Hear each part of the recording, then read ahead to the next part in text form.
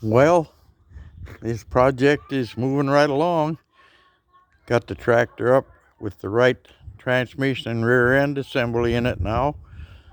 Got the wheels transferred over. Got some frame rails built here so we can get the front end connected back to the tractor. And we got some drive line built. Couple of pillow block bearings in there. 9-inch pulley. And we got the hub out of the old clutch disc in the end there to match up with the splines.